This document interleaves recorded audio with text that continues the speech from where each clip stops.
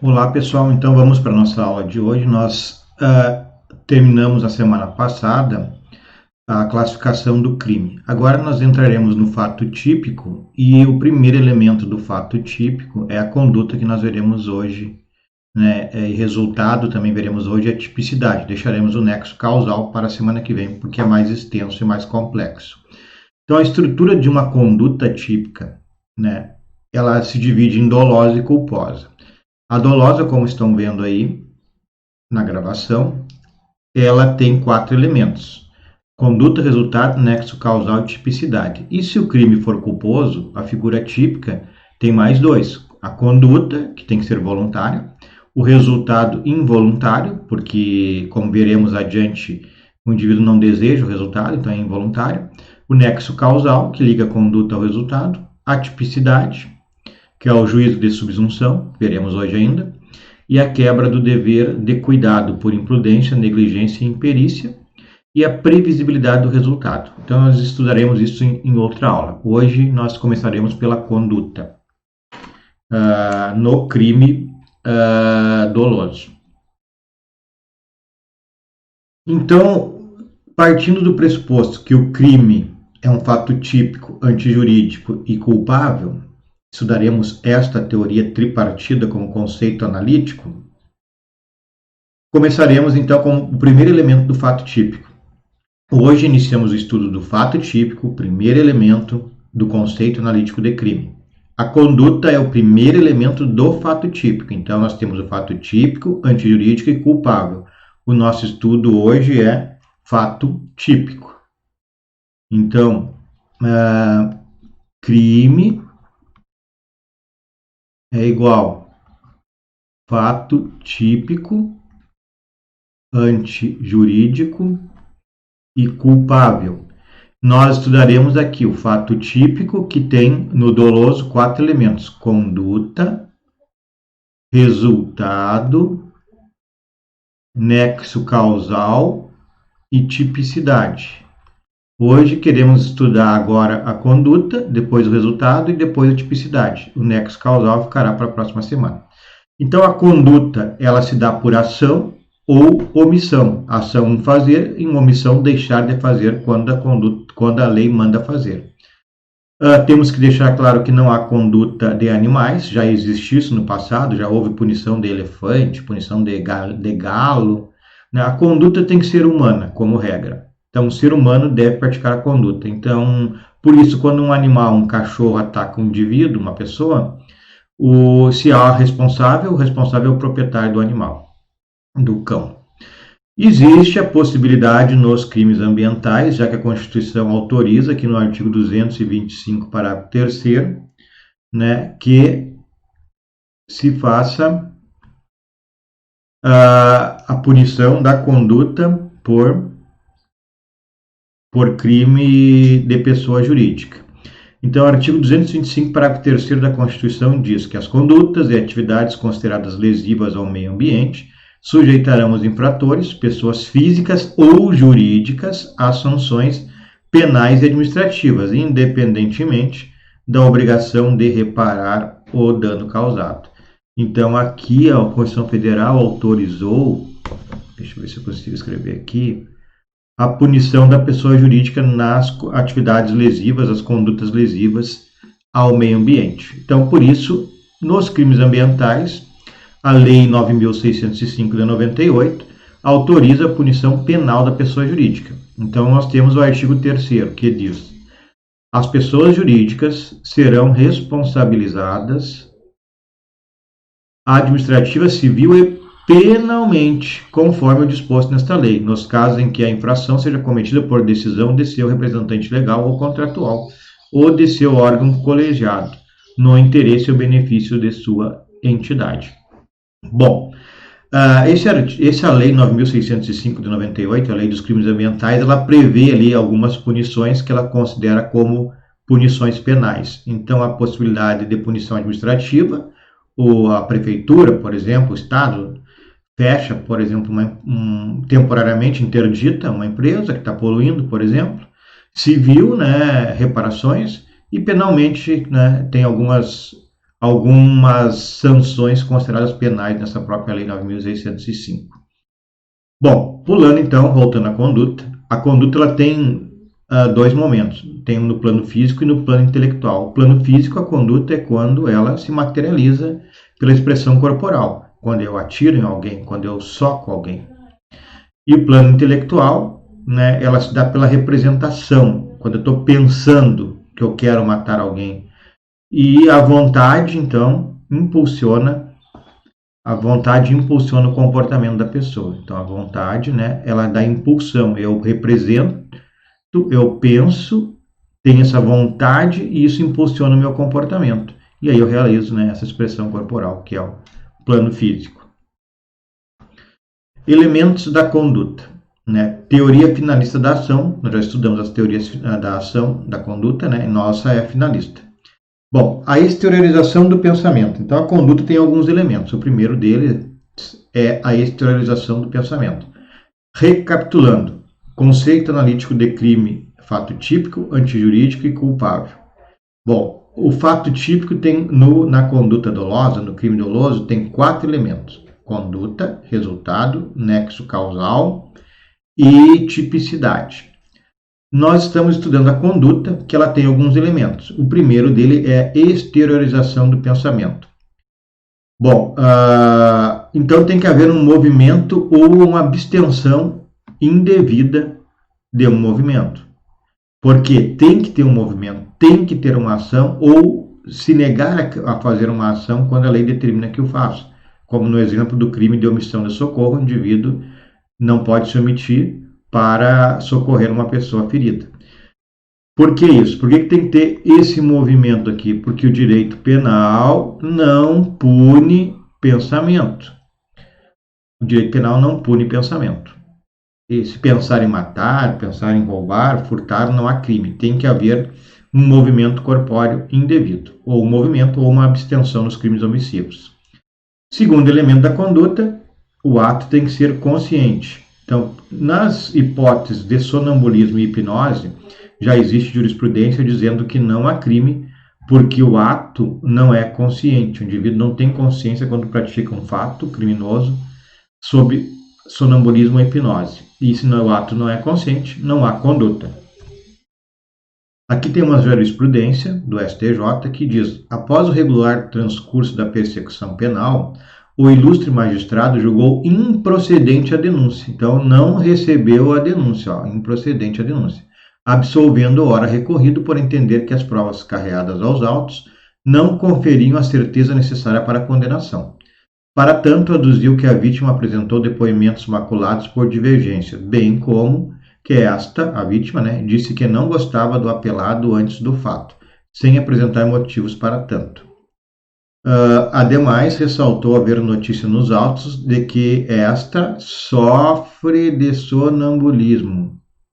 Olha só, então o agente causador do crime sofre de sonambulismo, motivo pelo qual os fatos narrados por esta podem ser decorrentes de um sonho.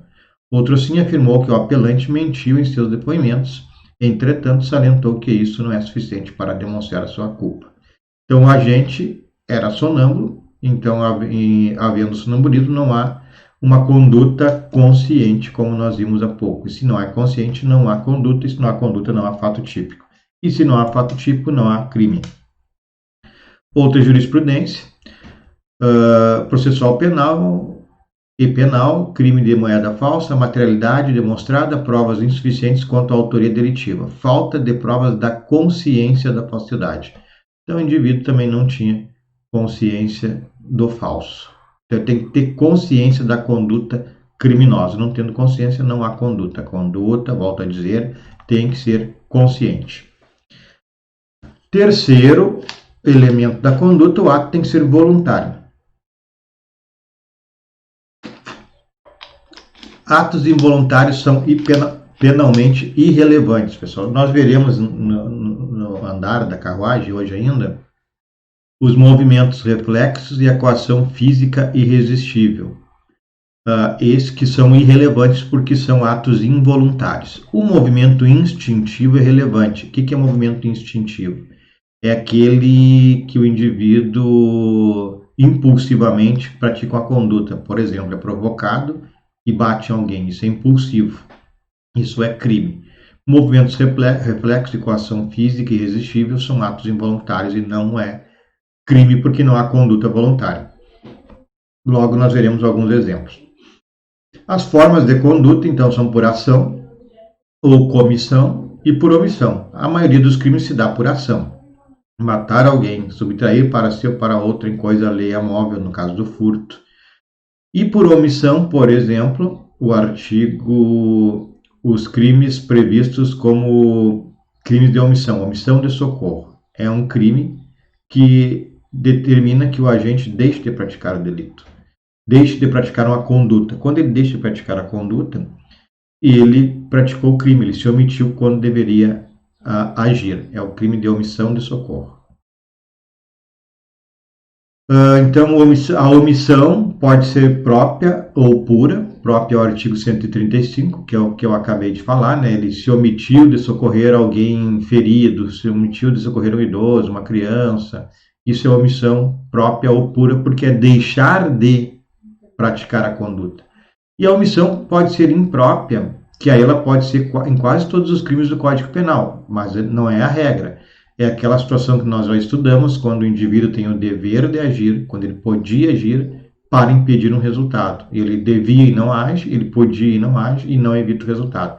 Isso se chama de omissão imprópria, impura ou crimes comissivos por omissão. 13, parágrafo 2º. Quase todos os crimes do Código Penal admitem isso, mas a regra é que o crime seja de ação. Por exemplo, matar alguém. O policial que poderia ter o dever legal de interferir quando há uma briga, por exemplo. Podia, não colocaria sua vida em risco, para evitar o resultado. Ele fica olhando, não age, não evita o resultado, então ele responde por homicídio mesmo não tendo praticado uma ação de homicídio. Mas a regra é essa, são crimes de ações, em alguns casos eles podem virar de omissão. Enfim, crimes omissivos próprios e crimes omissivos impróprios. O próprio artigo 135, existe também o artigo, acho que é 269, que o médico deixa de comunicar doença de notificação compulsória. Aí também, se ele deixar de notificar, ele responde pelo crime omissivo puro. Então, os crimes comissivos por omissão, o tipo penal é comissivo, né, um fazer, matar alguém, estuprar, que é constranger. Dever jurídico de agir, dever jurídico de impedir o resultado e não pode colocar a vida em risco próprio. Se colocar a vida em risco próprio, ele não está desobrigado de praticar a conduta que o dever jurídico lhe impõe. Por exemplo, o policial, como eu já dei o exemplo, tem o dever e, se ele puder, tem que evitar o resultado. Então, num homicídio, ele tem o dever legal de agir para impedir o homicídio, mas tem que ver se ele pode, sem colocar sua vida em risco. Hipótese, dever legal, então obrigado por lei. Por exemplo, quem é obrigado por lei no nosso direito? A mãe, o diretor do presídio, o policial. Aqui tem uma jurisprudência. Penal, crime comissivo por omissão, negligência, queda de operário no poço do elevador. Precariedade e inadequação das medidas de proteção.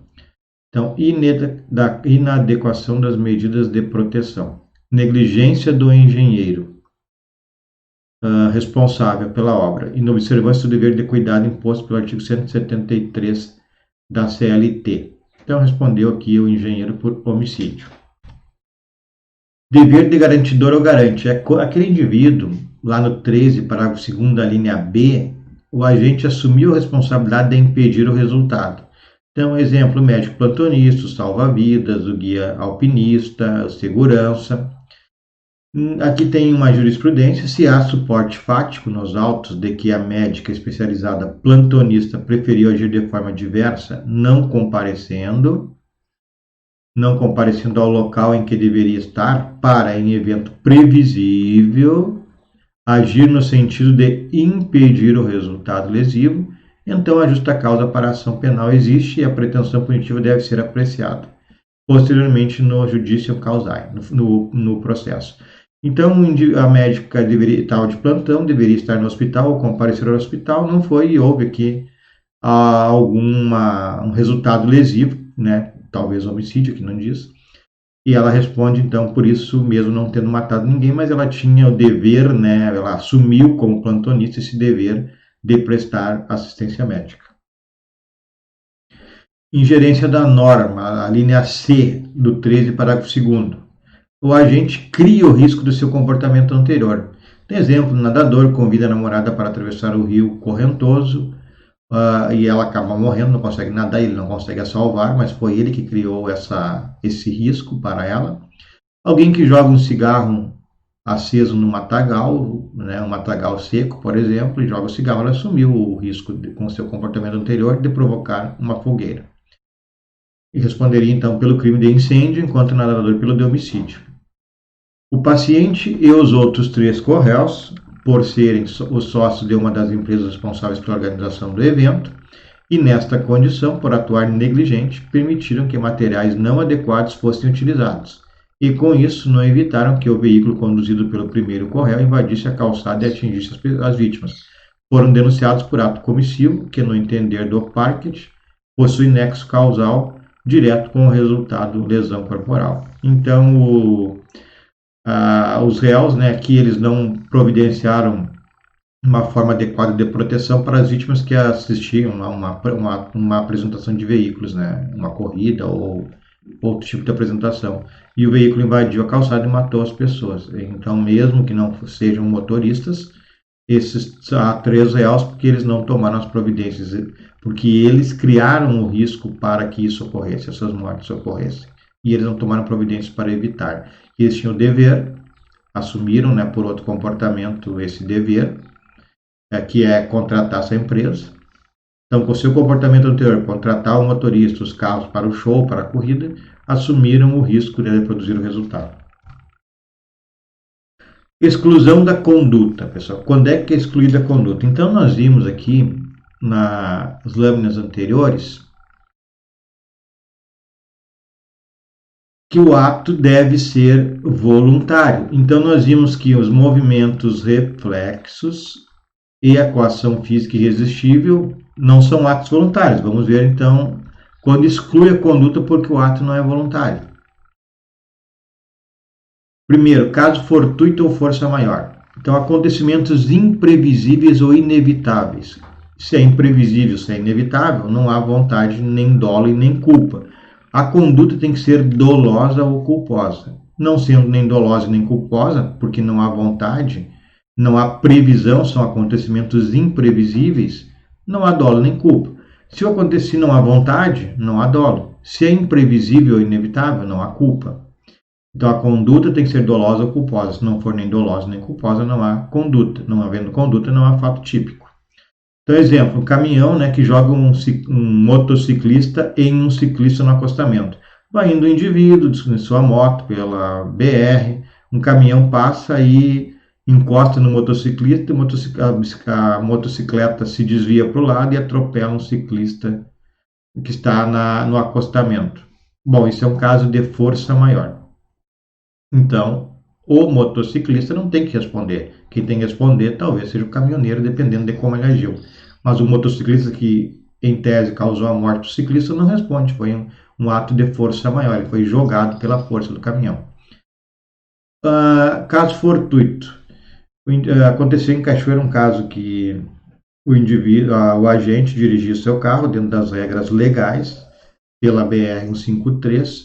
Quando chegou ao trevo, uma menina atravessou a BR com o fone de ouvido e lendo mensagens, enfim, com o celular na mão e com o fone de ouvido. E o motorista atropelou e, infelizmente, ela morreu, né? Foi absolvido como caso fortuito. Os movimentos reflexos. Bom, são movimentos fisiológicos, não há vontade. E, como eu disse, a conduta determina que haja vontade para ser uma conduta válida para o direito penal. Então, por exemplo, condutas que não há vontade. Existe um exame médico em que o paciente vai até o médico e ele bate com um martelinho no joelho do indivíduo e o joelho automaticamente, sem vontade nenhuma, ele balança, vai para frente, vai para trás. Então, isso é um movimento sem vontade. Se fosse o caso de indivíduo fazendo exame, machucasse, lesionasse o médico, por exemplo, não seria crime de lesão corporal, porque é involuntário. Abelhas que entram dentro de um carro, o indivíduo está dirigindo seu veículo pela BR ou por qualquer estrada e algumas abelhas entram e picam diretamente no rosto do indivíduo e ele torce a direção pela dor fisiológica que ele sente. Ele tem um movimento fisiológico em virtude da dor e vira a direção para um lado e atropela alguém e mata. É um movimento sem vontade, é um movimento reflexo, é reflexo da dor, uma enervação, digamos assim. Um pássaro que bate em um para-brisa. O indivíduo está andando no asfalto e um pássaro vem e bate com muita força no para-brisa, reflexamente o indivíduo fecha os olhos e o carro vai para o lado e atropela um ciclista que está no acostamento. Também é um movimento reflexo, não há vontade nessa conduta, então não há crime, porque a conduta tem que haver a vontade. Tem que ser consciente e voluntária, nesse caso voluntária.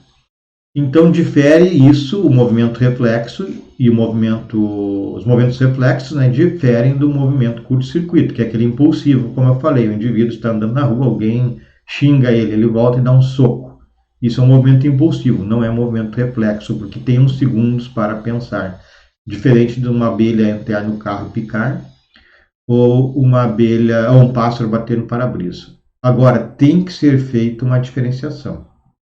Se uma, duas, três abelhas ingressarem dentro do veículo, pela janela do veículo, quando o indivíduo dirige, e elas começarem a circular ao redor do rosto ou dentro do carro, dá tempo para ele parar. Então, isso não, e se ele não parar e começar a se bater e vier atropelar alguém no acostamento, por exemplo, ele praticou um crime. Isso não é movimento reflexo, porque daria tempo para ele parar o carro. Não foi picado diretamente quando ingressou as abelhas ingressaram dentro do veículo, né?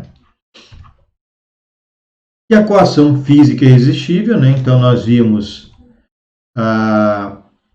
caso fortuito ou força maior, vimos os movimentos reflexos e por último a coação física irresistível. Essa coação física irresistível, o coagido não tem liberdade de agir. Por exemplo, alguém muito forte pega uma criança e bota o dedo dela no gatilho e puxa o gatilho. Uns quadrilheiros pegam o gerente do banco, o levam até o banco e colocam a mão dele, o dedo dele na digital para abrir o cofre. Então, isso é coação física, não há também voluntariedade nessa conduta. E a conduta tem que ser consciente e, nesse caso aqui a gente está vendo, voluntária. Isso não esqueçam que coação física irresistível é diferente da coação moral irresistível. A coação moral irresistível, ela ocorre lá na culpabilidade, que é o último elemento do crime. Então, a exclusão da conduta por não haver voluntariedade, ela se dá por força maior, como nós vimos, por caso fortuito, força maior, movimentos reflexos ou coação física irresistível. Agora, o sonambulismo e a hipnose, não há consciência, também não há vontade. Então, aqui nós temos um exemplo de uma jurisprudência. Então, não temos aqui consciência nesta conduta sob sonambulismo ou hipnose. Um homem acusado de violar sua filha de 4 anos foi considerado inocente por sofrer de um raro distúrbio do sono conhecido como sexomínia. A sentença do Tribunal Correcional na cidade belga de Mons apoia-se na conclusão de um grupo de especialistas convocado a pedido da defesa. Depois de avaliar Frederic, os médicos afirmaram que não se pode descartar que o acusado sofra realmente de sexomínia. A sexomínia é uma espécie de sonambulismo sexual que leva a pessoa a realizar atos sexuais durante o sono de maneira inconsciente e não se recordar de nada posteriormente. Então, aqui não há consciência no ato praticado pelo indivíduo. Então, nós vimos casos que a conduta tem que ser consciente e voluntária. Nesses casos que nós vimos, desde o primeiro item lá, não há consciência nem voluntariedade. Caso fortuito e força maior, movimentos reflexos, coação física irresistível, sonambulismo e hipnose, não há consciência e voluntariedade nesses casos. Bom, ultrapassada a conduta, vamos ver o resultado. O resultado, então, é a consequência provocada pela conduta do agente. O resultado é a consequência, então, da conduta. Esse resultado pode ser jurídico e natural ou naturalístico. Naturalístico ou natural é o resultado natural de uma conduta. Matar alguém, conduta, matar, resultado, morte. Subtrair para si ou para outro em coisa alheia móvel. Então, da conduta subtrair, o resultado é a inversão da posse. E o resultado jurídico, obviamente, não há um resultado natural, então ele é jurídico porque a lei diz que o resultado é o que está previsto no tipo penal. Então, vamos ver os dois casos. Resultado jurídico ou normativo primeiro. Então, uma lesão ou exposição do bem jurídico protegido. Nós vimos que existem crimes de lesão e crimes de perigo. O Código Penal prefere os de lesão, mas temos crimes de perigo. Então, lesão quando lesiona o bem jurídico protegido, morte, por exemplo. E de bem jurídico de dano, porte de arma, por exemplo, é um de perigo, desculpem, crime de perigo. Porte de arma é um crime de perigo. É perigo apenas, porque não há nenhuma lesão portar a arma. Mas, como nós estamos falando de crimes de lesão ou perigo do bem jurídico protegido, o que ocorre? Nos casos de resultado jurídico ou normativo, há uma simples violação da lei, não há um resultado natural. O resultado está ou não está na lei, depende, né? Mas, se realizar a lei, realizar o que está descrito na lei no tipo penal, há um crime. Vamos ver, ele se divide em dois. Primeiro, de mera conduta. Bom, os crimes de mera conduta apenas há uma demonstração da ação no tipo penal e não tem resultado natural. Então, não há uma lesão a um bem jurídico, porque não há um bem jurídico natural, né? Há uma lesão a um bem jurídico descrito na conduta. Então, nos crimes de mera conduta, que é o primeiro resultado jurídico ou normativo, primeiro caso, depois tem o segundo, que é o formal, no de mera conduta há apenas uma demonstração da ação que é proibida e não há um resultado natural. Então, consuma com a realização do tipo. Por exemplo, o artigo 150 do Código Penal. Entrar ou permanecer clandestina ou astuciosamente ou contra a vontade expressa ou tácita de quem de direito, em casa alheia ou em suas dependências. Então, não há modificação no mundo natural, não há um resultado natural aqui. Apenas uma determinação jurídica que não pode ingressar na casa de uma pessoa se ela não autorizar. Então, quem entrar ou permanecer sem autorização está cometendo crime. Ele realizou o que está descrito no tipo penal, cometeu crime. Então, nós temos, como diz ali, uma consumação com a realização do tipo. 330, a mesma coisa, desobediência, né? Desobedecer a ordem legal de funcionário público. Se uma pessoa desobedece a ordem do funcionário público, não muda nada no mundo natural. Então, não há um resultado natural. Há apenas um resultado jurídico, né? Que é não obedecer o funcionário público. Desobedeceu, realizou o que está descrito no tipo, consumou o delito. Mas há também, sob o ponto de vista jurídico ou normativo, do resultado jurídico ou normativo, além dos crimes de mera conduta que acabamos de ver, os crimes formais. Qual é a diferença? No de mera conduta, há uma demonstração da ação e, olha que é sem resultado natural. Não há previsão no tipo penal de resultado. Se eu olhar o artigo 150, ingressar e permanecer. Mas qual o resultado? O que modifica no mundo exterior se consumar o delito? Nada. Então, realizou a conduta, consumou. Olha o 330, desobedecer. O que vai acontecer se desobedecer no mundo natural, na natureza? Nada. Matar alguém, há uma mudança, há uma morte, há um corpo. Desobedecer não muda em nada, então é apenas jurídico, é um resultado jurídico. Realizou o que está descrito no tipo, consumou. Mas nos resultados jurídicos ainda há os crimes formais, que eles preveem a conduta e o resultado natural no tipo penal. Porém, não necessita não necessita do resultado para consumar. Realiza a conduta, tendo ou não tendo resultado, consuma. Exemplo, O artigo 316 do Código Penal, denominado nomen iuris concussão, o verbo é exigir. Exigiu, consumou. O restante pode ocorrer ou não. Exigir para si ou para outrem, direto ou indiretamente, ainda que fora da função ou antes de assumi-la, mas em razão dela, né, uma função pública, vantagem indevida. Bom, se tu receber a vantagem indevida, houve uma modificação, alguém te entregou uma coisa que não era tua. Alguém entrega uma coisa para outra pessoa. Se não ocorrer esta entrega, o crime consuma igual com o verbo exigir. Por isso é um crime formal. Por isso é um crime de resultado jurídico ou normativo. Realizou o que está no verbo, realizou o que está no tipo penal, consumou. Só que nos crimes de mera conduta não tem demonstração de resultado no tipo penal. Nos crimes formais, são também de resultado jurídico, há previsão de resultado. Porém, se existir ou não esse resultado, não interessa para a consumação. Realizou o que está no verbo, consumou. Se vai ter o resultado, neste caso a vantagem indevida não vai ter, não interessa para a consumação. Outro exemplo dos crimes formais, prevaricação, retardar ou deixar de praticar indevidamente ato de ofício ou praticá-lo contra a disposição expressa de lei, para satisfazer interesse pessoal ou sentimento pessoal. É o funcionário público que não realiza um ato que deveria realizar para ajudar um amigo. Bom, se ele vai satisfazer ou não vai satisfazer, se esse sentimento pessoal do amigo dele vai ser realizado ou não vai, não interessa.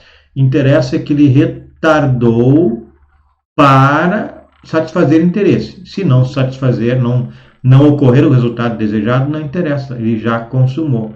Retardou para ajudar um amigo. Bom, ele retardou, o amigo não foi ajudado de qualquer forma com esta prática ou não praticar esse ato. O amigo não foi beneficiado, o sentimento era para beneficiá-lo, mas acabou que não houve o benefício. De qualquer maneira, o crime está consumado, não interessa o resultado, como lá no 316. Resultado naturalístico agora ou material. Então nós vimos o jurídico, né? Jurídico ou normativo, que é dividido em crimes de mera conduta e crimes formais. E agora o resultado naturalístico ou material. Esse possui conduta e possui resultado. O formal também possui conduta e resultado. O natural também. A diferença é que para consumar necessita do resultado. Nós vimos que nos formais não necessita do resultado. No material ou naturalístico precisa do resultado. Exemplo, matar alguém, matou alguém, tem que ter, para consumar tem que ter alguém morto, uma pessoa morta. Furto, subtrair para si ou para outra em coisa alheia móvel.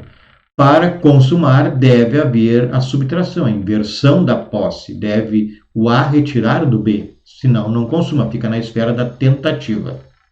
Enquanto que no formal, se realizou a conduta, retardar ou exigir no 316, mesmo que não haja o resultado, nós teremos a consumação. Então, revisando rapidamente, no estudo do resultado do fato típico, então, o fato típico tem 4 elementos no crime doloso. A conduta, o resultado, nexo causal e tipicidade. Nós já vimos a conduta, agora estamos no resultado. O resultado pode ser jurídico ou normativo, que não tem um resultado descrito ou exigido no tipo penal para consumação, né? E esse de resultado jurídico, ele prevê uma divisão em dois.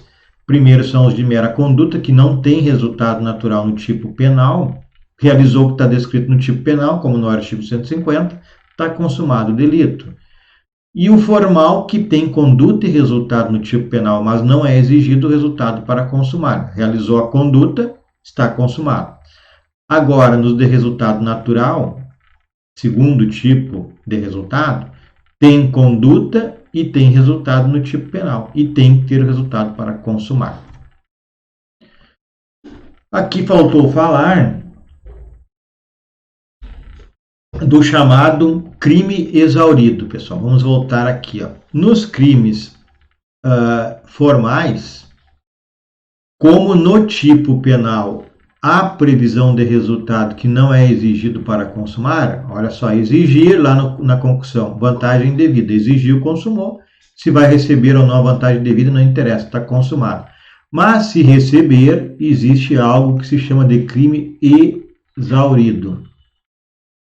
O que é isso? É quando o indivíduo no crime formal exigiu, consumou e ainda ele recebe, logo a seguir ou posteriormente, recebe. Por exemplo, o policial que exige dinheiro para não prender alguém que possui um mandado de prisão contra si. Exigiu, consumou, dali a 3 dias recebeu o dinheiro. Então se diz que é o crime exaurido. Só serve para uma coisa, o juiz pode utilizar no cálculo da pena para aumentar esta pena do indivíduo se ele recebeu, que já está consumado no momento da exigência. E, por fim, estudaremos hoje a tipicidade. A tipicidade ela pode ser formal e material. Formal e material. Bom, nós veremos o que é formal e o que é material logo em seguida.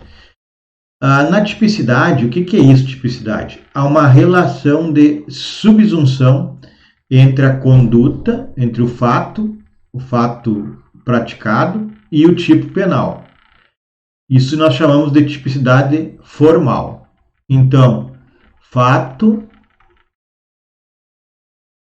está semelhante, igual ao tipo penal, igual à lei penal? Sim, então nós temos aí a tipicidade formal. Agora, lesão, há uma lesão ou um perigo de lesão ao bem jurídico tutelado, aí nós temos a tipicidade material. Então, por exemplo, furtar, 155. Existe tipicidade formal? Sim, porque se o... Vamos pegar um exemplo. Carlos furta um veículo. A tipicidade formal, sim, o Carlos furtou um veículo. Está escrito no artigo 155 do Código Penal que subtrair para si ou para outro em coisa alheia móvel é crime. Então, presente a tipicidade formal. E tipicidade material. O furto de um carro, um veículo, causa uma lesão a um bem jurídico de alguém? Sim, causa. O bem jurídico no furto é patrimônio. Furtar um veículo causa uma lesão a qualquer pessoa. Então, também há uma tipicidade material nesse caso. E aqui ainda, nós vamos ver outros exemplos, mas aqui o Meyer dizia que quando há presença de uma tipicidade, há um indício de antijuridicidade. Antijuridicidade é o segundo elemento do crime. Então, se o fato é típico, há uma tipicidade, é possível que seja antijurídico, mas teremos que confirmar adiante. Isso é mais curiosidade que eu trouxe para vocês. Por que nós teremos que confirmar mais adiante? Porque o fato pode ser típico, mas pode chegar lá na antijuridicidade e ser em legítima defesa, aí é jurídico e não antijurídico, mas estudaremos isso mais adiante. Primeiro nós temos que estudar o fato típico, entender se o fato é típico, para depois ir para a antijuridicidade. A tipicidade tem algumas funções, são 3. Primeiro, selecionadora. Então, ela define os comportamentos humanos. Aqui, tipicidade, a gente também pode falar, né, em fato típico.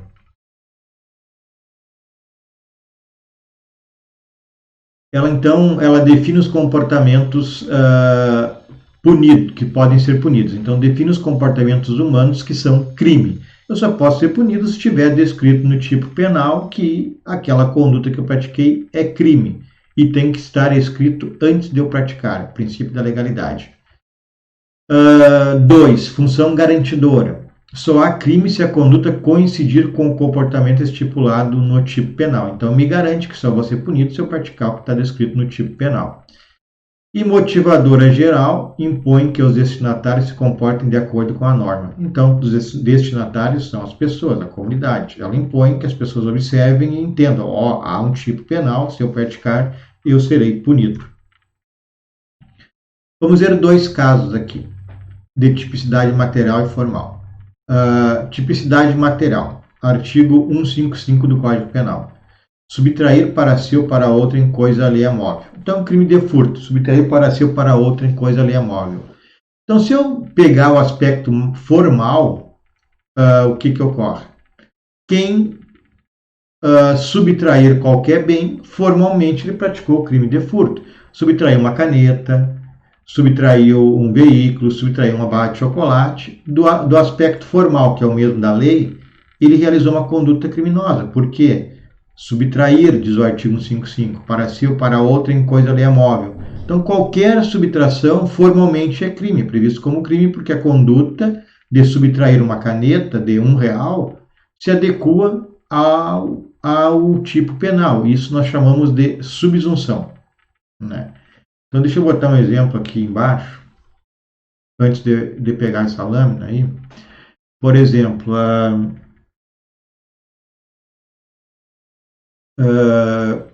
o furto está estipulado aqui no artigo 155 do Código Penal. Subtrair para si ou para outra em coisa alheia móvel.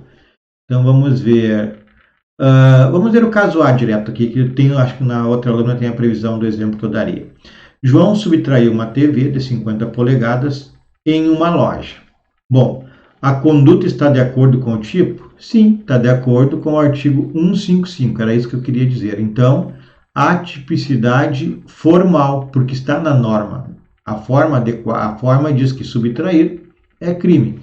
Então, o João subtraiu uma TV de 50 polegadas em uma loja, está de acordo com a lei. A lei proíbe, então não pode praticar. Praticou, é crime.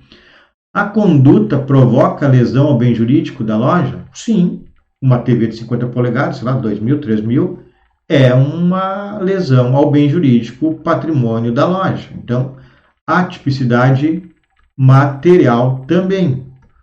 Então, aqui eu tenho crime de furto.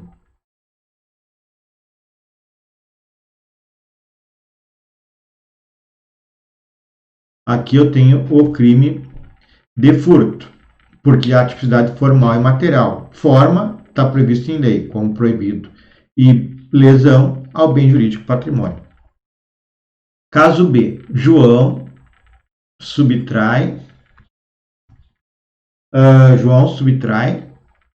deixa eu só achar aqui a caneta de novo.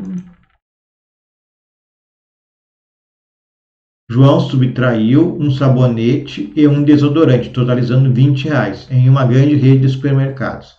Então, eu pergunto, a conduta está de acordo com o tipo? Sim, subtrair do artigo 155, a subsunção do fato à norma. Ó. A norma é subtrair para si ou para outrem coisa alheia móvel. Quando ocorreu a subtração de um sabonete e um desodorante, o que ocorreu? Subsunção do fato à norma. Formalmente. Agora pergunto, sobre o aspecto de lesão, há uma lesão ao bem jurídico, patrimônio? Não há, pessoal. Não há uma lesão ao bem jurídico, patrimônio da grande rede de supermercados. R$20 não causa lesão ao patrimônio. Aqui entra, nós estudaremos o chamado princípio da bagatela ou da insignificância. Ou seja, é insignificante a lesão provocada ao patrimônio, ao bem jurídico, patrimônio da grande rede de supermercados. Então, não há tipicidade material. Nesse caso, nós temos a tipicidade formal, mas não temos a tipicidade material. Se não tem uma das tipicidades, não há crime. Não há tipicidade. Não havendo tipicidade, não há fato típico. Não havendo fato típico, não há crime. Certo, pessoal? Então, a ideia para hoje era esta, né?